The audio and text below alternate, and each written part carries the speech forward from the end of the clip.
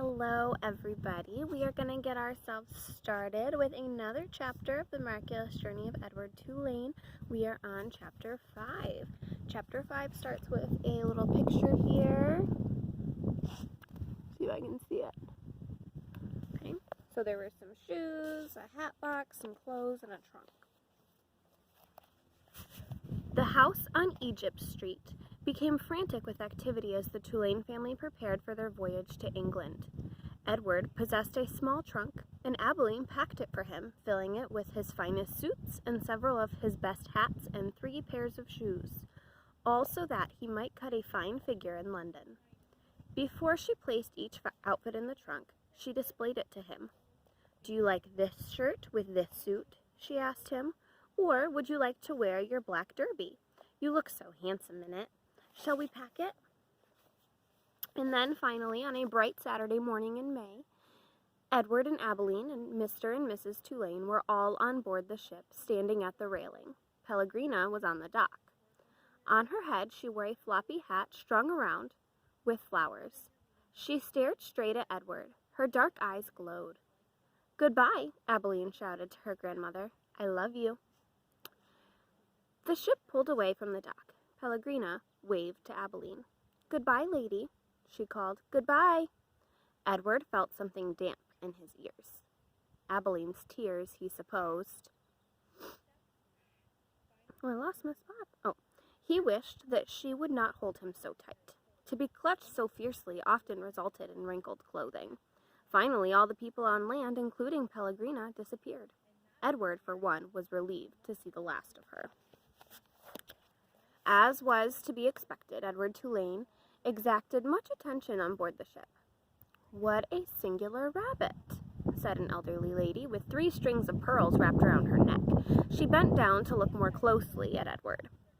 "Thank you," said Ibatoulline. Several little girls on board gave Edward deep glances full of longing. They asked Ibatoulline if they could hold him. "No," said Ibatoulline. "I'm afraid that he's not the kind of rabbit who likes to be held by strangers." 2 young boys, brothers named Martin and Amos, took a particular interest in Edward. "What does he do?" Martin asked Ibatoulline on their second day at sea. He pointed at Edward, who was sitting on a deck chair, with his long legs stretched out in front of him. "He doesn't do anything," said Ibatoulline. "Does he wind up somewhere?" asked Amos. "No," said Ibatoulline, "he does not wind up." "What's the point of him, then?" said Martin. "The point is that he is Edward," said Ibatoulline. "That's not much of a point," said Amos. "It's not," agreed Martin. And then, after a long, thoughtful pause, he said, "I wouldn't let anybody dress me like that." "Me neither," said Amos. "Do his clothes come off?" asked Martin. "Of course they do," said Ibatoulline. "He has many different outfits, and he has his own pajamas, too. They are made of silk." Edward, as usual, was disregarding the conversation. A breeze was blowing in off the sea, and the silk scarf wrapped around his neck billowed out behind him. On his head he wore a straw boater. The rabbit was thinking that he must look quite dashing. It came as a total surprise to him when he was grabbed off the deck chair. And first his scarf and then his jacket and pants were ripped from his body. He heard his pocket watch hit the deck of the ship, and then, held upside down, he watched the watch roll merrily towards Ibatoulline's feet. "Look at him," said Martin. "He's even got underwear." He held Edward aloft so that Amos could see. "Take it off," shouted Amos. "No!" screamed Ibatoulline. Martin removed Edward's underwear. Edward was paying attention now. He was mortified. He was completely naked except for the hat on his head, and the other passengers on board the ship were looking at him, directing curious and embarrassed glances his way. "Give him to me," screamed Ibatoulline. "He's mine." "No," said Amos to Martin.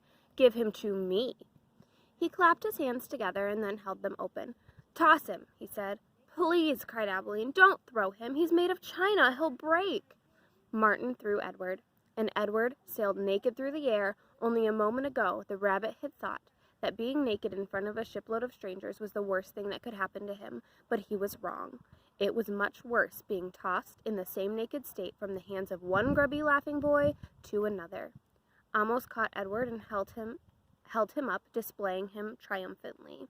"Throw him back," called Martin. Amos raised his arm. But just as he was getting ready to throw Edward, Abilene tackled him, shoving her head into his stomach and upsetting the boy's aim. So it was that Edward did not go flying back into the dirty hands of Martin. Instead, Edward Tulane went overboard. That's the end of chapter 5. Edward was thrown off the ship. I don't know what's going to happen in chapter 6, but we will find out tomorrow. See you then.